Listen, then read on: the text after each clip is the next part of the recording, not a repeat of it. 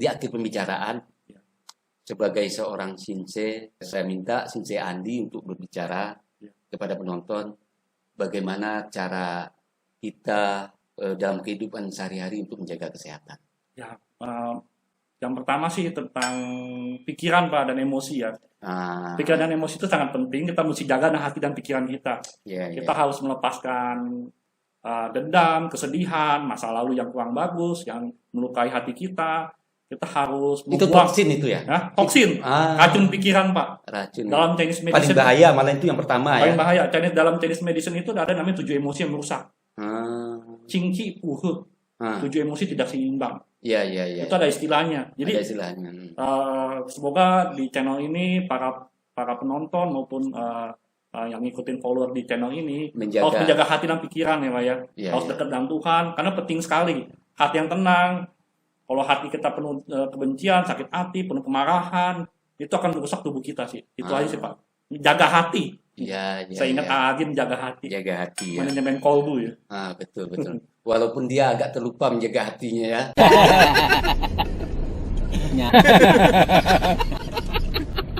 Terus selanjutnya apa? Pencernaan penting juga karena saya pernah dengar hadis Nabi ya. Sumber penyakit semua dari perut. Kita jangan makan sembarangan. Jangan makan yang banyak makanan yang bahan pengawet tuh yang makanan yang diawetkan itu kita jangan. Pencernaan paling penting ya karena ada di dalam ilmu Chinese medicine itu ada aliran yang ngobatin awalnya pencernaan. Itu aliran Li Tongyan namanya. Iya. Bukunya pernah bikin namanya Pi Welun. Ada aliran pencernaan, dia ada kesamaan. Hadis Nabi bilang perut, ini juga perut. Sama ini ada kesamaan banyak ya. Baik sahabat semua, sebelum melanjutkan menonton video ini, silakan di subscribe channel saya ini dan diklik ikon loncengnya. Terima kasih. Baik sahabat semua, ketemu lagi dengan saya di sini. Assalamualaikum warahmatullahi wabarakatuh. Sahabat, seperti biasa sebelumnya saya ngopi dulu. Ayo ngopi. Iya. Bismillahirrahmanirrahim. Kapan-kapan boleh bikin iklan kopi juga ya Pak? Iya. Alhamdulillahirrahmanirrahim. Sahabat, hari ini saya ketemu dengan murid saya 24 tahun yang lalu. Jadi ketika itu beliau belajar sama saya masih kelas 3 SMP. Dan karena di zaman dulu itu kan belum ada handphone. Jadi ketika saya berpindah kantor, otomatis kami kehilangan kontak. Dan dengan kemajuan teknologi, adanya Facebook, jadi belum lama ini kami terhubung lagi di Facebook. Karena beliau mencari-cari gurunya. Akhirnya ketemu di Facebook dan kita terhubung lagi. Dan ini adalah hari pertama yang kami bersilaturahmi secara langsung. Ini namanya. Saya Shinsei Andi Savero dari Jakarta. Nah, yang menarik adalah saya kan dulu mengajarkan keilmuan juga untuk pengobatan. Dan yang membahagiakan saya sekarang adalah beliau juga sekarang bergerak di bidang pengobatan dan Shinsei. Beliau sampai terkenal juga ke Malaysia dan saya lihat juga ada diliput di koran Cina ya. Oh iya. Jadi pada kesempatan ini saya ingin memperkenalkan kepada sahabat semua apa saja bidang yang digelutinya soal pengobatan. Kita tahu Shinsei itu pengobatannya sangat begini kan, tapi kan kita tidak tahu apa saja kebolehan atau cara-cara pengobatan yang dia lakukan. Oke, ya. Andi, silakan. Jadi saya bergerak di bidang pengobatan tradisional Chinese medicine itu. Tradisional Chinese medicine itu bidangnya itu ada beberapa bidang ya Pak ya, kayak akupuntur, herbal, sama tuina. Tuina itu pijat akupressor. Iya. Sama satu lagi tuh ada bidang namanya Qigong. Tapi yang saya gelutin ini, saya fokus di akupuntur dan herbal. Tusuk jarum Pak. Iya. Tusuk jarum. Itu tusuk jarum dengan herbal ramuan. Ramuan ya. Dari rempah-rempah maupun dari bahan ekstrak ramuan. Betul. Itu. Dan sudah berapa lama bergelut di bidang itu? Sudah hampir 10 tahun sih Pak. Mau 11 tahun sih. Kalau di bidang ekstraknya sih, herbal ekstrak, ramuan itu sudah 8 tahun. 8 tahun. Jadi sahabat, ini ada hal yang menarik. Hal yang menarik yang dari kecil saya juga belajar di Minang. di Minangkabau sana, filosofi pengobatan itu ada 3 perkara. Ya. Dan tadi saya sudah bincang-bincang sedikit dengan beliau soal tentang pengobatan. Lalu pengobatan ala Cina ini persis hampir sama dengan Minangkabau. Kenapa sama? Karena untuk pengobatan ini ada 3 cara, 3 jalannya. Pertama, doa. Kedua, ramuan. Ketiga, pijatan atau akupuntur. Jadi penyakit apapun yang dialami oleh tubuh kita itu pasti akan cepat sembuhnya ketika kita melakukan 3 hal ini. Dengan berdoa, dengan ramuan, dan akupuntur atau pijatan. Oke, sekarang silakan bercerita tentang akupuntur. Ya, jadi kalau akupuntur itu, jadi tubuh manusia itu tuh kayak ada titik-titik meridian, Pak. Titik meridian itu titik jalur. Iya. Jadi titik itu adalah tombol energi. Bila itu kita pijat atau kita tusuk, energi itu masuk ke dalam. Dan ngobatinnya di dalam. Sederhana sekali. Jadi titik-titik itu misalnya ada titik usus besar, titik paru-paru, begitu kita tusuk ini itu akan masuk mengalir ke dalam energinya. Dan akan menggerakkan paru-paru harus paru-paru bekerja lebih maksimal. Jadi simpel sekali itu, jadi titik-titik energi, titik potensial yang tersimpan dan itu alami. Tidak ada klinik-klinik maupun tidak ada berhubung dengan mistik segala macam. Tidak ada mistik, itu alami dari Tuhan yang ciptakan semua. Nah, ini yang penting diketahui. Ketika kita kembali, jadi ini ingat, pada hakikatnya penyakit itu selalu disembuhkan oleh diri kita sendiri, oleh tubuh kita sendiri. Jadi tidak ada pernah penyakit itu yang menyembuhkan adalah hal yang di luar diri kita. Dan kenapa akupuntur ini sangat cocok untuk mengobati diri kita? Akupuntur berfungsi untuk menggerakkan organ-organ tubuh kita yang sedang dilanda kelemahan. Jadi dipicu dengan melalui akupuntur. Sehingga tubuh yang lemah tadi, organ yang lemah tadi, bekerja lebih bagus dari sebelumnya untuk memperbaiki dirinya. Begitu betul sekali, Pak. Ini guru saya wawasannya sangat luas. Orang Minang sangat luas wawasannya, luar biasa. Terus yang kedua, tadi kan saya bilang 3, doa, akupuntur atau urut yang mengenai tubuh ini. Ketiga, ramuan. Dan ketiganya mesti sejalan.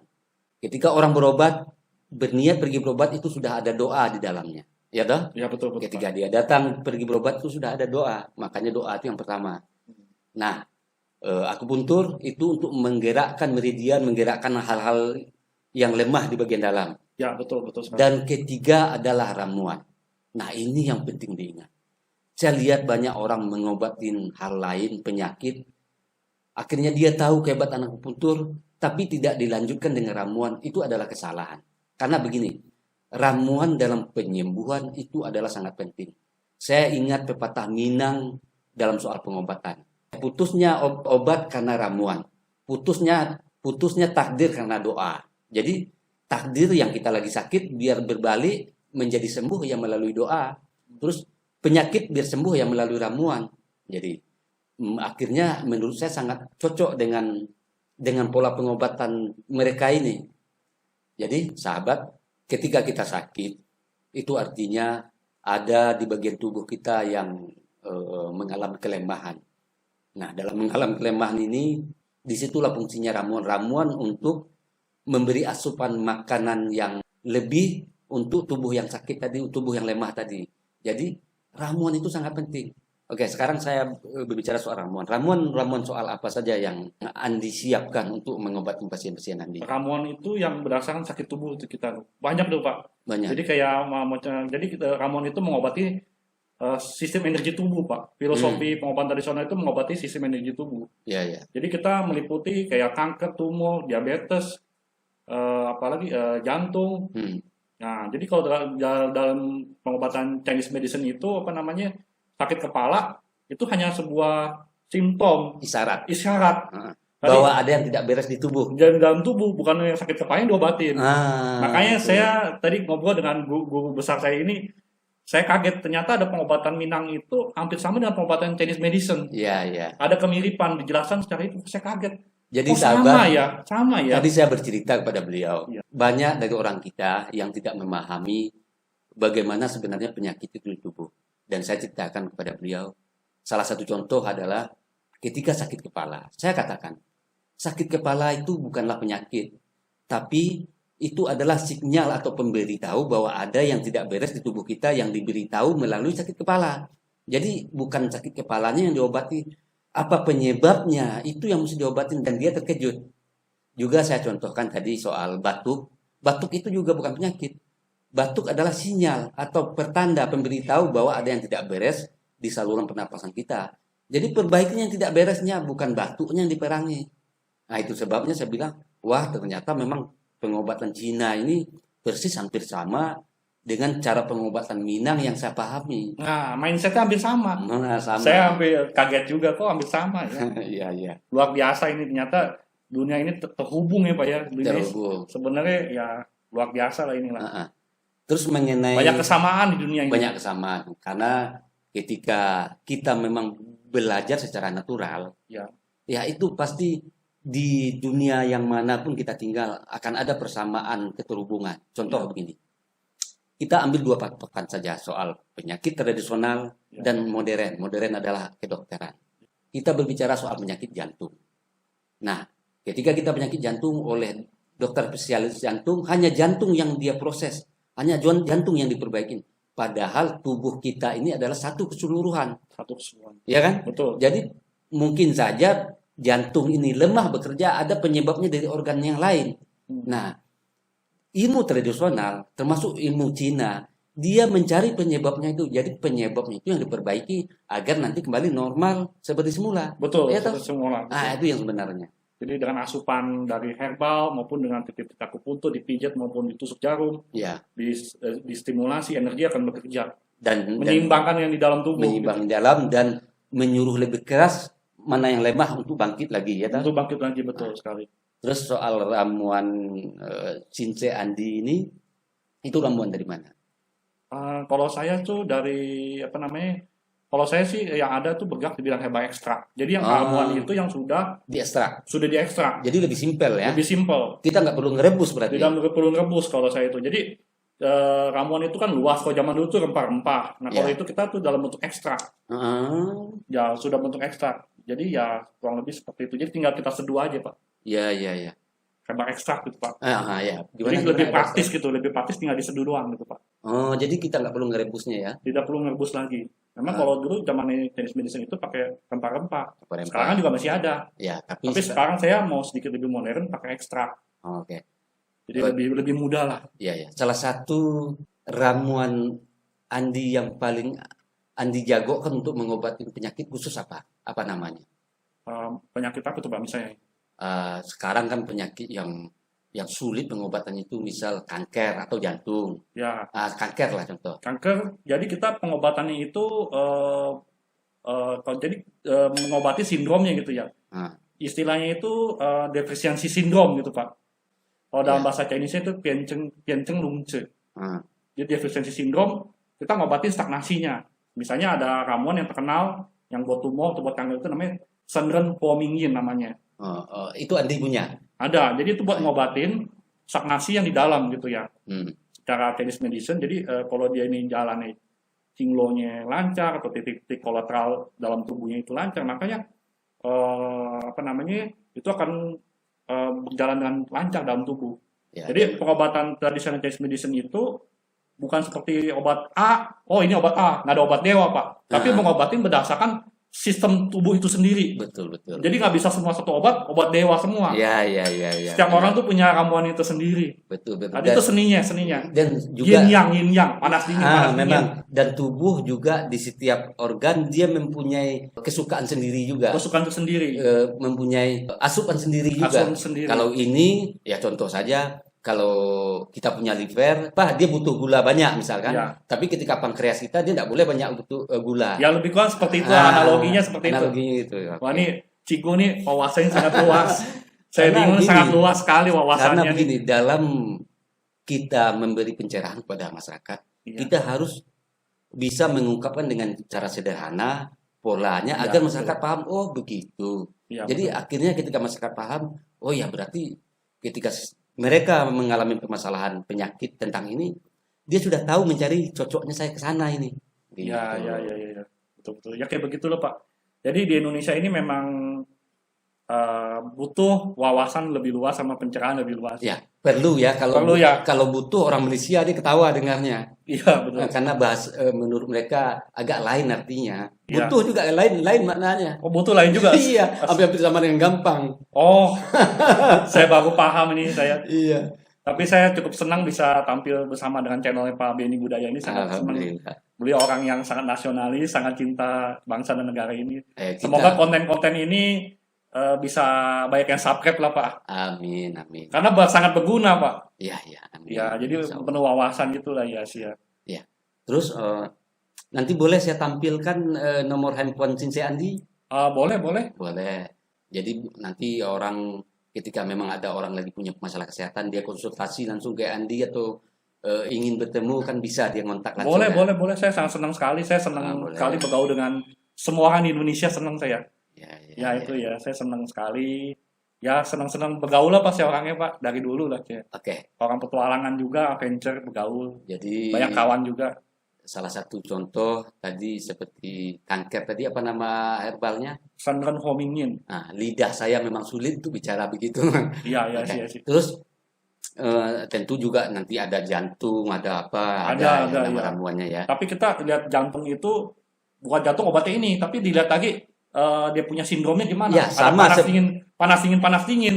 Betul, sama seperti apa yang kita bincangkan tadi. Ya. Jadi kita kan tujuannya menyingkronkan betul. Supaya seimbang. Ketika seimbang maka situlah kesehatan. Ya toh? Ketika ada kurangnya seimbangan itu berarti ada yang bermasalah. Ya betul. Jadi pola pengobatan Cina tradisional baik di Minang sama semua seperti itu polanya. Ya. Terus di akhir pembicaraan sebagai seorang Sensei, saya minta Sensei Andi untuk berbicara kepada penonton bagaimana cara kita dalam kehidupan sehari-hari untuk menjaga kesehatan. Ya, yang pertama sih tentang pikiran Pak dan emosi ya. Pikiran dan emosi itu sangat penting. Kita mesti jaga hati dan pikiran kita. Kita harus melepaskan dendam, kesedihan, masa lalu yang kurang bagus, yang melukai hati kita. Kita harus itu toksin itu ya? Toksin, racun pikiran Pak. Racun. Dalam Chinese medicine. Paling bahaya malah itu yang pertama paling bahaya. Dalam Chinese medicine itu ada namanya 7 emosi yang merusak. Cingci, 7 emosi tidak seimbang. Iya. Itu ada istilahnya. Jadi semoga di channel ini para penonton maupun yang ngikutin follower di channel ini harus menjaga hati dan pikiran ya Pak ya. Harus dekat dengan Tuhan karena penting sekali. Hati yang tenang. Kalau hati kita penuh kebencian, sakit hati, penuh kemarahan, itu akan merusak tubuh kita sih. Itu aja sih Pak. Jaga hati. Iya. Saya ingat Agim jaga hati. Jaga hati ya. Manajemen kolbu ya. Betul. Walaupun dia agak terlupa menjaga hatinya ya. Iya. Benar. Terus selanjutnya apa? Mungkin pencernaan. Ya, pencernaan penting juga karena saya pernah dengar hadis Nabi ya. Sumber penyakit semua dari perut. Kita jangan makan sembarangan. Jangan makan yang banyak makanan yang bahan pengawet tuh yang makanan yang diawetkan itu kita jangan.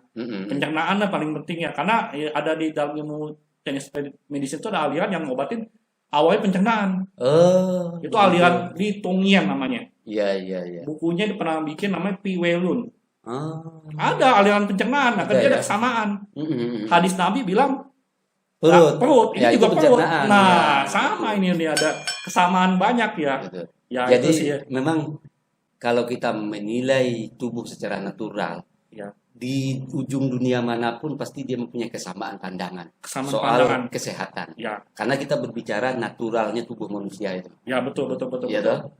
Karena ada pengalaman yang dikumpulkan tuh sama digabungkan, kadang-kadang ada kemiripan. Dicatat, dipikirkan, ada kemiripan sekali. Betul. Tapi paling bagus bersinergi Pak ya. Bersinergi. Dan juga sebenarnya kan memang orang-orang dulu, tuan-tuan guru kita dulu, ketika menemukan obat, kan dia uji coba. Uji coba, melakukan uji coba terus yang akhirnya nanti setelah sesuai dosisnya dia lempar ke masyarakat. Nah kan seperti itu juga di dunia bagian manapun dan seperti ramuan-ramuan dari Sensei kan juga seperti itu. Setelah dia dapatkan dosis yang tepat dan diekstrak pula agar memudahkan masyarakat. Betul, memudahkan masyarakat. Jadi masyarakat tidak perlu merebus dengan air 1 liter menjadi setengah liter, kan tak perlu. Ya. Karena sudah diekstrak, jadi mudah untuk dikonsumsi. Dikonsumsi, betul. Ya. Ya, harapan saya semoga di Indonesia semakin banyak yang belajar akupuntur sama ilmu pengobatan Shinsei, karena Indonesia udah ada universitasnya, Pak. Hah? Di mana itu? Satu di Surabaya, satu lagi di Cibinong, dekat sini Cibinong. Wow. Ya. Satu lagi di Cakung, Pulau Gebang. Jadi udah yang herbal itu sama akupuntur sudah 3. Ada lagi yang akademi khusus akupuntur juga sudah 3 juga. Di mana saja itu? Akademi sudah 4, yang herbal sudah 4. Satu lagi di Kediri. Oh iya. Kediri. Iya. Jadi yang herbal itu ada 4. Pertama di UKDC Surabaya. Yang kedua Universitas Gigi Poltekkes Gigi Suherman di Cibinong. Yang ketiga Nalanda. Yang keempat 1, 2, 3. Yang Pulau Gebang. Pulau Gebang. Cakung ya. Universitas Dharma Husada Nalanda. Jakarta Timur itu. Jadi udah ada 4. Yang kalau yang akademi akupuntur itu sudah 3, Pak. Yang pertama di Poltekkes Solo. Iya. Pemerintah punya itu akademi. Yang kedua Akademi Akupuntur Surabaya AAS. Yang ketiga Akademi Akupuntur ITSK Supraun. Jadi udah 3, Pak. Jadi dan pengikutnya itu makin lama makin banyak. Maksudnya murid-murid makin lama makin banyak. Dan yang bagus. uniknya apa? Yang orang Chinese sendiri lebih sedikit. Non-Chinese lebih banyak. Ini dunia sudah terbalik. Dunia sudah terbalik. Ya, lebih banyak nih yang non-Chinese. Karena kami, kalau dalam Islam pun disebut, tuntutlah ilmu walaupun sampai ke negeri Cina. Mungkin dari sana. Makanya orang pribumi kan rata-rata Muslim. Ya. Akhirnya. Dan memang dari dulu itu soal pengobatan di dunia ini yang terkenal Cina memang. Jadi kita orang-orang yang cerdas adalah yang memang mesti memilih yang terbaik. Ya, betul. Ya kan? Betul. Jadi itu seperti itu seharusnya. Ya, terima kasih banyak ya, Pak. Ini Pak Benny orang yang mendukung tentang semua kemajuan ini didukung semuanya lah. Ya. Dari semua segi aspek. Kita harus begitu. Kita harus mensupport apapun yang akan menghasilkan kebaikan. Dan jangan sekali kita mensupport apapun yang akan menghasilkan keburukan. Betul sekali. Yang akan menghasilkan kerusakan itu tidak boleh kita dukung. Betul sekali, Pak. Menghasilkan kebaikan, menghasilkan kedamaian, kesejahteraan itu harus kita dukung.